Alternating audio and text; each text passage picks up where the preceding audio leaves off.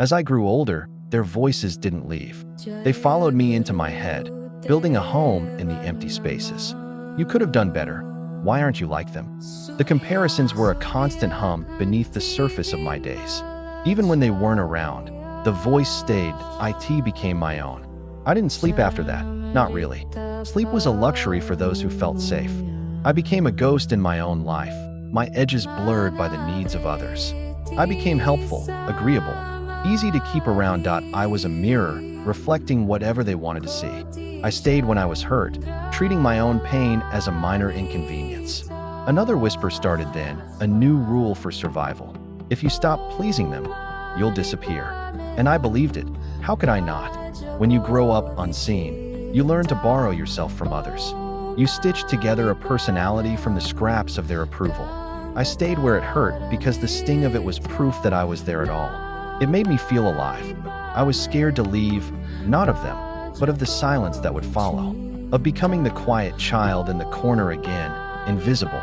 So I ran. I tried harder than everyone else. I chased perfection like it could save me, not because I wanted to win, but because losing felt dangerous. It felt like annihilation. Mistakes weren't lessons.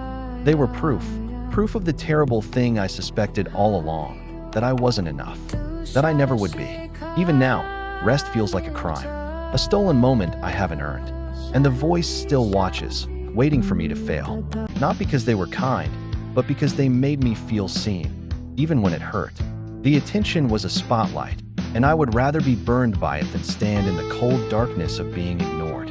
Leaving felt like dying, because who was I without them? Who was I when I wasn't being useful, or funny, or agreeable? The silence after they left was deafening.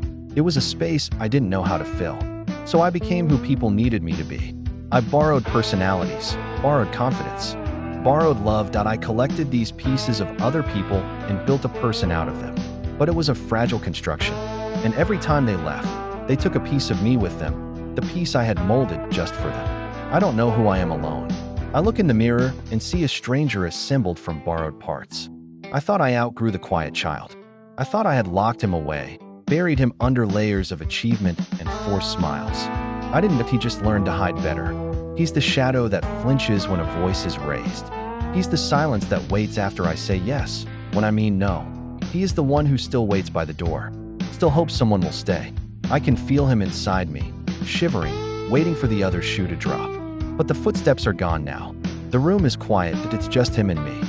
And maybe, this time, I will be the one to stay.